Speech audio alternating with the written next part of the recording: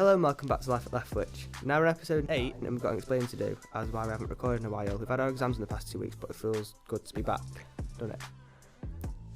Oh yeah, you do not understand how much I've missed this podcast, but we need to explain one thing while we're on it. Oh god, here we go again. So our names are Tyler and Devon.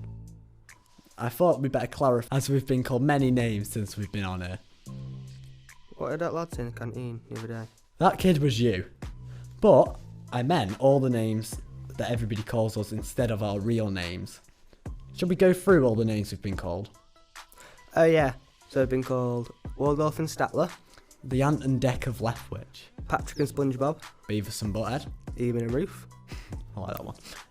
Dick and Dom from Miss Butcher. Mr. Cripps and Mr. Valiant. It's an interesting one. Yeah, why have we been called Mr. Cripps and Mr. Valiant? It's probably you. But definitely the weirdest name that we've been called out of all of them was Alvin and the Chipmunks. There's 3 of them. Like, how can we be 3 of them? There's 2 of us. Right. We should finish our rant and actually mention the fact we have a guest. Oh, hello. Is it my turn to speak now? You're a bit early there, miss. Oh, sorry. There we go. Please welcome Miss Stevenson. Hello. But wait, straight in there. Hello, everybody. Oh, God. Well, that was amazing. Right. Let's move. That got me. That was amazing. Oh. Right, let's move on swiftly to the question. That is my line. Don't take it. Sorry. Excuse me very much. Sorry. Right, I will ask question 1. Okay, so, Miss, are you ready for your questions? I certainly am, yes. Oh, just to state, Miss Stevenson is our form tutor, by the way. Just thought I'd mention that. She's pretty great. Thanks, Devon. Ish. I'll give you that tenner later. No, you don't say that on the recording. Oh, God. Right, so, question 1. I don't know if you're a big fan of horror films or not, but... I do watch occasional horror films, yes. Okay, so how long do you think you'd last in one? Like a slasher type one, with somebody chasing you? Well, I'll be honest, I'm not particularly sporty, and I never was very good at sports at school, especially things like sprinting and running. So I don't think I'd actually last very long at all in a horror film. I'd get caught quite quickly, I reckon. The first one? Yeah, pretty much. I'd definitely be the first victim, definitely, yeah. I'm not very good at hide and seek either. Definitely. What about you, Tyler? Oh, I mean, I don't think I'd die first, because I'd just run away. Oh, I would. You'd die first? Yeah, I'd just sit there and cry. I think. You'd give yourself away, wouldn't you? You'd make a noise or something. Yeah. Somebody would catch you. If someone told me to be quiet, I'd have to do the opposite just to be annoying. Do you know what I think I'd do? I think I'd get quite far, then try and be clever with something, but it's not actually clever, and I end up getting myself caught. So I think I'd be like, say there's 6 of us, I think I'd be the 5th. I'm quite clumsy, I think, so if I was running away from somebody, I'd probably trip over my own foot or something like that and get caught that way. Oh. Moving on to question 2. What is your biggest pet peeve or the thing like you hate the most? Me and you. Yeah, definitely you too. My biggest pet peeve, I think, is when people are rude to other people, or even if they don't say, like, please or thank you, especially when you're driving. You'll learn this when you start driving. When people don't thank you for waiting or anything like that. And it really annoys me if you've been sitting there for ages waiting for a car to come past and nobody says thank you. Or if you go... No, not my mum that doesn't say thank you. I mean, my mum gets annoyed when people don't say thank you. What does your mum do? Does she say something to them, or is she quite road calm? rage. Does she, well, I'm not a road rager. No. She doesn't say anything. But also, like, when people don't say thanks if you hold the door open for them and stuff like that. Just little things because it costs nothing. Exactly. Yeah, manners manners. cost nothing. Exactly. Yeah. I find it annoying where if they wait for you and you're the one crossing, you end up say thanks and they just look at you like, Oh my God. hurry up. I don't know what it is, right? I'm not as... it does bother me when people don't say thank you, please and that. But I get more annoyed when people don't say you're welcome when you say thank you. Yeah. I don't know what it is. It's weird, but... That's quite an American thing, actually, isn't it, to say you're welcome? Yeah. I don't know what it is. It's just... I like to be welcome. Alright, go on. Oh, hi. Because you're a science teacher Yeah. and if you didn't know, then she's a science teacher. Question 3 is, what is your favourite science experiment? Favourite science experiment? Well, I think because I'm a biology teacher, I do quite like doing dissections. I'm not going to lie. I don't really like dissecting kidneys, though. That's one thing that I don't really like dissecting because they're a bit smelly. But I quite like dissecting like lungs. dancing. Lungs? Yeah. And if you're lucky, you can get a tube into the lungs, and with a bike pump, you can pump them up, and then the lungs really inflate. Can you make them pop? No. Oh. Everybody says, oh, make them pop, miss, but no, they don't. But that's quite good, doing a bit of dissecting. But also, I quite like, with the year 7s, because they're new to the school and they've never used acids and alkalis before, getting out the acids and alkalis and experimenting with acids and alkalis as well. That's pretty cool. Fair enough, that's a good one. What about you? What's your favourite science experiment that you've done? I also prefer biology out of the 3. But I always remember dissecting a cow heart with Mr. Jeffrey. I think was probably the best one. Or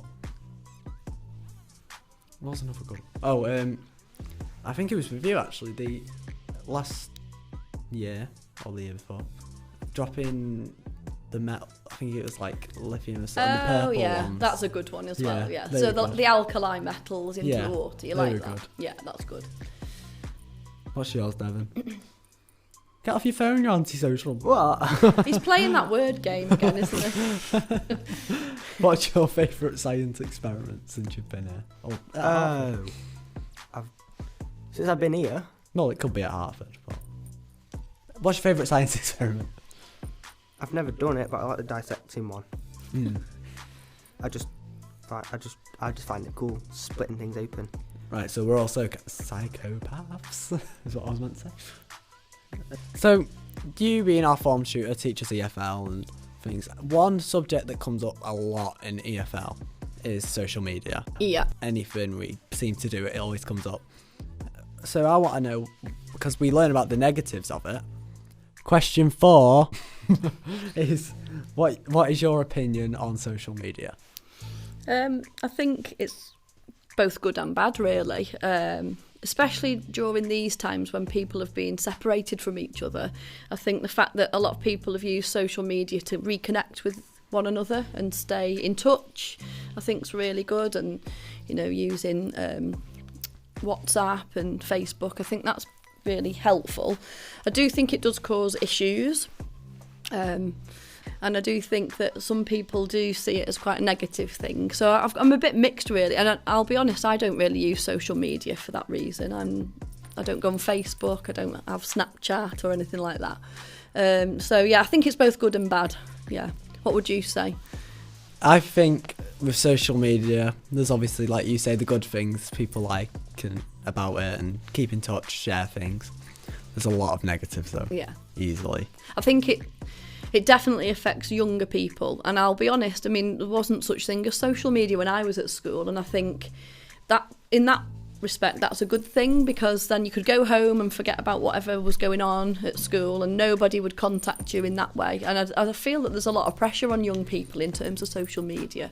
I think rumours get spread a lot quicker. Yeah, and a lot of it comes into school as well, doesn't it? Which doesn't help sometimes. Yeah, because I think rumour-wise, I think people will be like, they'll spread a rumour or something, they'll text someone at home and be like, oh, did you hear what so-and-so did? It's I think, again, some of the stuff that we've been doing recently, I think young people don't always realise that what's on social media can stay on there for years and years, and, it can have an impact on the rest of your life, can't it, some of the stuff that's there.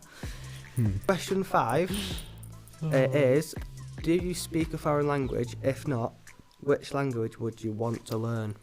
I don't really speak fluent foreign languages. I learned at school just like you guys do, and I learned a little tiny bit of German, and I did GCSE French, but I think I'd probably really want to learn Spanish, I think, because when I go on holiday, it's mainly to Spanish-speaking places, so I can get by. I know vague Spanish, meanings of Spanish words, but I don't know very much at all, so I'd like to learn a bit of Spanish, I think.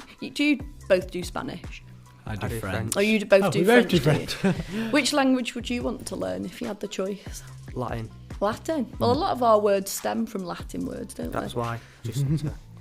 I don't know why I chose it. I just like. You've just picked it out of thin air. People say that's Latin for, so it'd just be cool to learn Latin words. Mine would be Mandarin. Oh. I don't know why. Yeah. Yeah. Mango. Mandarin. Chinese. So, Miss, have you heard of the dreaded sixth question? No. So, the sixth question is the question that you don't know about, Okay. that no teacher knows. Questions you wouldn't usually be asked. Right, the dreaded sixth question. What is your biggest? No, that's it. What? Sorry,